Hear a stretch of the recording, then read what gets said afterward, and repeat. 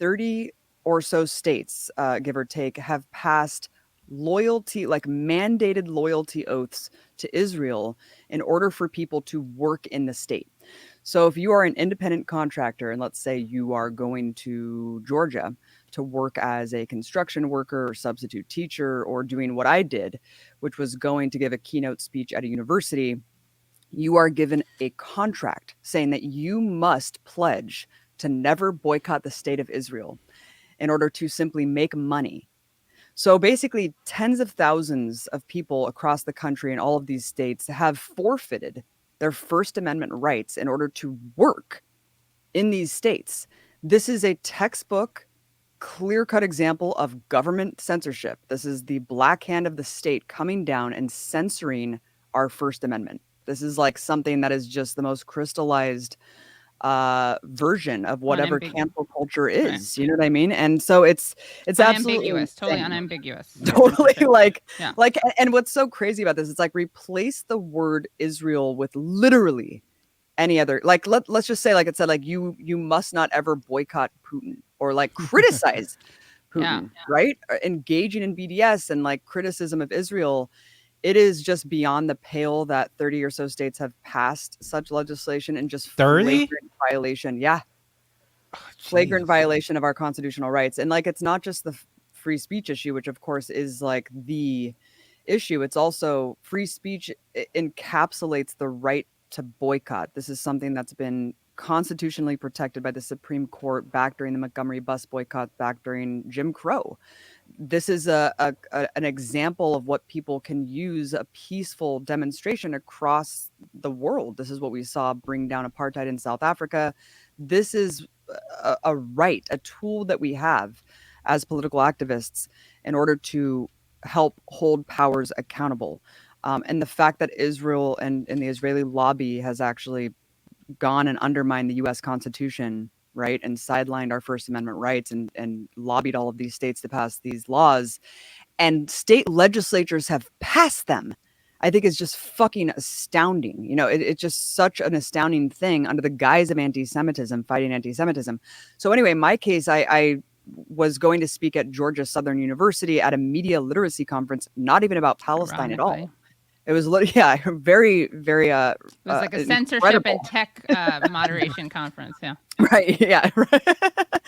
and so I was given such a contract, and I was like, obviously, I can't sign this. My entire body of work advocates BDS. I just made this documentary, Gaza Fights for Freedom, which advocates BDS, Katie, which you saw with your mom. Really and so it was just incredible. And then the conference fell apart, and then I just felt totally powerless about doing anything about it. And I just tweeted out the story because I just didn't know where to go with it. And I was like, I feel like I can't do anything about this. And I just am so outraged that, you know, my voice was shut down because I wouldn't sign this loyalty oath to Israel. And also, it's really crazy that these loyalty oaths exist. And then CARE and Partnership for Civil Justice Fund reached out to me. And so we launched this lawsuit.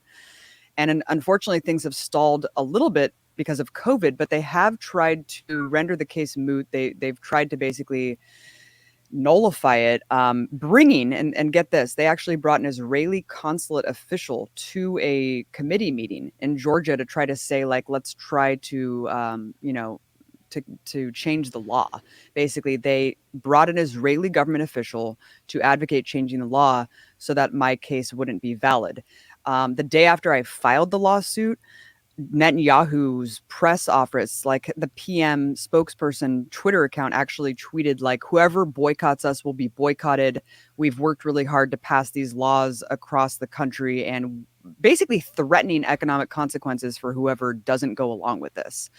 And I think that a lot of Americans would be just completely appalled that this has happened, and no one's talking about it, you guys. And like, everyone's just kind of crying about conservative censorship and, you know, bemoaning about like people on college campuses like fucking Milo Yiannopoulos getting heckled, when really, like, this is censorship. Yeah. This is cancel culture, like, happening. It's already happened, and it continues to happen. And really, if you look at what is being cracked down the most in this country, it is pro-Palestine.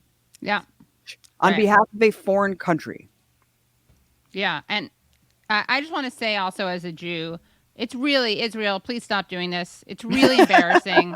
It's a really bad look also. Like, we do not want to perpetuate the image of like controlling the media and stifling all criticism. Like, I mean, really, it's not a good look. So Israel, stop doing this, but you don't care because, like, obviously Netanyahu is a total opportunist who doesn't actually care about anti-Semitism, which is why he's buddies with all these like raging reactionary anti-Semites, like in Poland and Hungary. And Christian Zionists, you obviously don't care either. So I guess I'm speaking to people who maybe think that there's there's some good faith people out there who probably don't get it and think that they're being good allies in and fighting anti-Semitism. But BDS is not anti-Semitism. And if you want to get real, it's problematic and a little anti-Semitic to conflate someone's position on Israel with their position on Jews. So Of anyway. course, I mean they've weaponized this to shield themselves from criticism and basically deflect all criticism to call whoever criticizes them bigots. Right. It's a really fascinating thing that they've done, and it's really worked up until this point. I think people aren't buying it for the most part. We see polls dramatically shifting, public consciousness is obviously shifting on the issue, but the fact that the liberal establishment, namely and primarily, is still holding up this facade. And that's a huge problem because this progressive except for Palestine thing is not, it doesn't work anymore. Right. And do you have, by the way, the thing that they wanted you to sign? Do you have that available? It's in the lawsuit. I don't have it in front of me, but it's a fascinating thing because it's think about how many people just sign these, who reads contracts? I just was reading it because I was bored. Yeah, you could have come that close, right? It's like the terms and conditions that you just sign away 20 pages of text. You're like, whatever. Well, I gotta make those bills, dude. And then you read it, you're like, wait, what? Why is there? Yeah, that is really scary. So, Leslie. Yeah, I just wanted to read. So the Georgia law requires that anyone signing a contract valued at $1,000 or more with a state agency must sign the pledge, signed into law by Nathan Deal in 2016. So it's even small amounts is really that's just so bizarre. It's what do they think someone getting paid $1,000 to do something is going to do to the state of Israel? That they're not that that's just so bizarre. That's such a bizarre thing. It really is just about stifling any sort of speech and and Abby, you said you weren't really there to talk about that. So what if you were what if somebody was just signing a contract to clean clean the cafeteria? Do they have this? Exactly. Is that in the work packet too? Yes. Yes. Just by default. So they it's by default.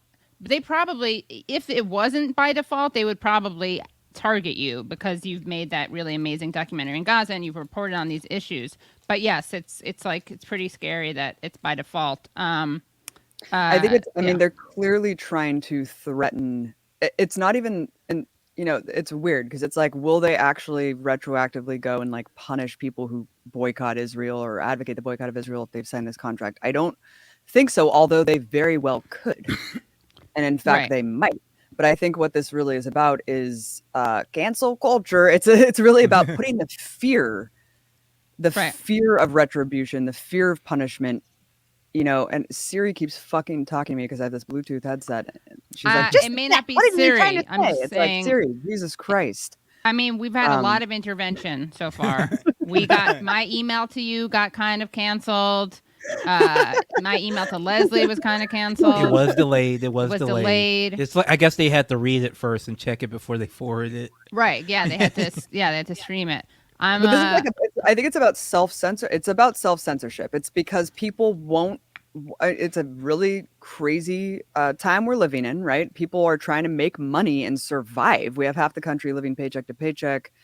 And of course, you're not just going to say well, I have to give up this job because I am pro-Palestinian or I might want to talk about this issue in the future. It's you probably will just kind of tuck it away and just say, look, it's not worth the risk in case anything happens to me. And that's really dangerous because you see other initiatives being taken like this. Like, for example, I just interviewed a woman named Suhair. This is a fucking crazy story, you guys. Her name's Suhair Nafal, and she posted when Razan al-Najjar, that medic, the amazing feminist medic who was sniped dead during the Great March of Return by Israeli snipers, she posted when she died, good versus evil. She juxtaposed a photo of like some random American woman who went and joined the IDF, like just joined a foreign army to subjugate and oppress and kill, not kill, but like subjugate and oppress Palestinians, right? An American. Juxtapose it with Razan al-Najjar. She was like, good versus evil. This is crazy that this woman would do this. Anyway, 2 years after she posted that Facebook post, she was slapped with a defamation lawsuit, but not under like American law. An Israeli law firm tried to sue her for defamation under Israeli law. And in Israel, defamation, like in California, defamation is, and I'm sure in most states in the US, defamation is if you slander someone and it hurts their image or like Right. tarnishes their reputation and they can't, it actually damages them. Yeah. In Israel, defamation, the legal definition of defamation is actually criticism of the state, even if it's true. Wow. Oh. So like a lot of it, those new historians in Israel, which is the historians who reject the Zionist narratives, they, no wonder Yeah. Benny Morris went right wing, Oh yeah. right? He Yeah, had no no, choice. I mean- He was going to get canceled because Yeah, he's, you get yeah. yeah, man, and you can get actually sent to prison for like a year Wow. in Israel if you are actually found guilty of this. So it is serious shit. And the fact that they tried to set a precedent here in the US to charge an American citizen under Israeli law with defamation, I think really speaks volumes about this is a censorship campaign that is so wide reaching. And it's just so stark. And we saw, an executive order that Trump signed on his way out the door that basically conflated Judaism with anti-Semitism on college campuses because BDS is it's growing so fast and it's so successful. And that is obviously why they are running scared because they know that they can't keep this up forever, right? Right. Like they can't, something's got to give. Yeah, Abby, if I recall correctly, like the big reason these bills start coming is because celebrities, like even non-political celebrities, start getting into BDS, which is kind of like part of the movement, right? It's supposed to be a cultural boycott too, and then they start passing these kind of quietly passing these bills while someone like, I don't know if it was Lady Gaga, but it was a couple big pop stars who aren't necessarily the most political people. Once they announced that they were going to Israel, and then people pushed back on it, and then they canceled it. Those were some pretty big wins for like grassroots pro-Palestinian people, but then it kind of seems like there was this pushback legally using the government, and it's just like, how can kids really on these college campuses kind of fight that? Exactly. And it tarnishes their reputation forever. And then they're worried about getting jobs later on. That's what the executive order from Trump did. But you're totally right, Leslie. This was, I think it really came to a head. And because the Great March of Return was so bad, it was such a bad PR disaster for Israel. Like they couldn't hide these atrocities. And it was just so blatant, right? Because we saw on video, like they can't control the narrative when we see on video people dying and getting tortured and harassed on the daily. And I think around the same time, there was this giant meteor festival, like an electronic music festival going on in Tel Aviv or something like that. And you saw Lana Del Rey drop out. You saw Lorde actually being pressured to drop out. You Right. saw several high profile musicians leaving because they didn't want to deal with it. And that was a huge, huge disaster. Because Israel paints itself, as you know, like we're a gay haven. They Right. just pinkwash They the shit out of pinkwash, yeah. themselves. Yeah, Big time, yeah. totally. And it's like, come here and party and go to the gay clubs and all this stuff and just forget about the fact that we're like ethnically cleansing like Right. millions of people. You're And- dancing on top of nightclubs Yeah. built on top of like demolished Palestinian homes. Right, Yeah. like literally like the graves of Yeah. ancestors that are, being cleansed. Olive trees. Yeah. Yeah. And Yeah, burnt olive trees. I mean, so these laws were passed. And it probably did have something to do with that because Hollywood started to turn against them. You even saw like Natalie Portman say like, "This is, I can't accept this anymore." I think it was like when Ahad Tamimi was jailed, and like even Sarah Silverman was just like, "This is not Right. what I signed on for." Yeah. And those people back in 2014 were like, Hamas is to blame for everything that's going on when Always. Israel, Yeah. massacred 500 kids. So it was a really huge PR shift. The public perception had really dramatically changed. But at the same time, you guys, what's fascinating is like a couple of years ago, I think in 2017 or something, like Hollywood stars like Ashton Kutcher and all these people like host IDF galas and raise like tens of millions of dollars for the IDF here in Yeah. LA. Which is Yeah. like, wait a minute.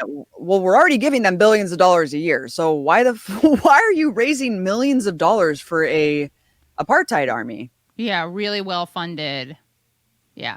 Yeah, What I kind remember of that guilt news do they story have? coming down. Yeah, yeah.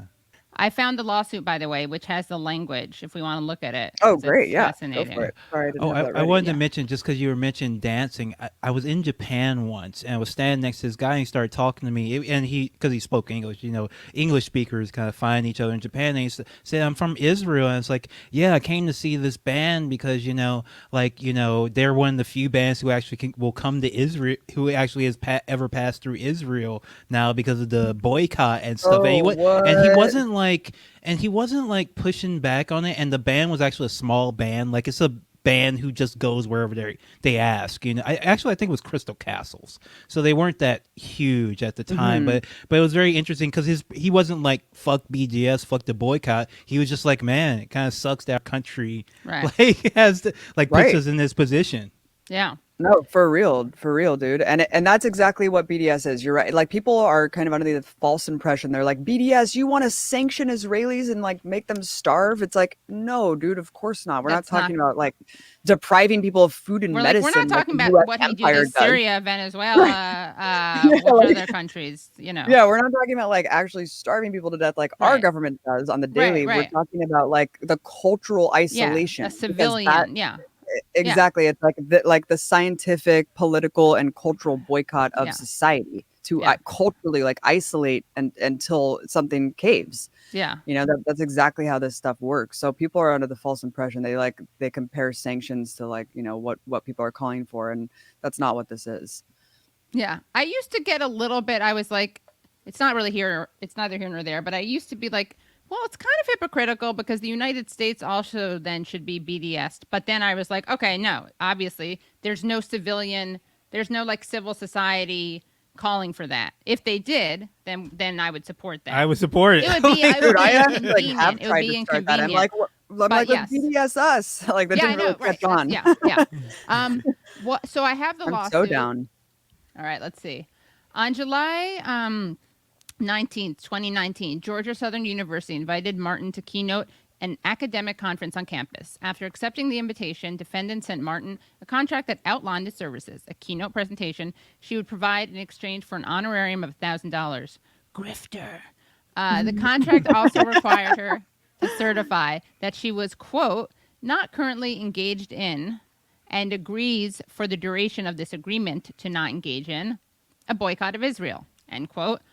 Martin emailed in response, quote, as I'm sure you know, a lot of my work advocates the boycott of Israel, and I cannot sign any form promising to not boycott Israel, end quote. And then as a result, not surprisingly, defendants prevented Martin from providing a keynote presentation and receiving the agreed upon honorarium. And then, in the aftermath of Martin's refusal to sign the agreement, defendants canceled the academic conference. So it was a whole conference. So it had a ripple effect because it wasn't just this one event. You were the keynote speaker. Yeah. Yeah, the whole conference fell apart, and they actually subpoenaed the communications afterward because like I just got ghosted. And I was like, hello, am I still coming? Like, what's going on? Oh, jeez. Yeah, no, it was Wow. crazy. And then like the lawyers subpoenaed the communications, and it was like just very obviously they're just like, what should we do? Well, Oh, wow. I guess we have to just cancel it because like we don't know what to do.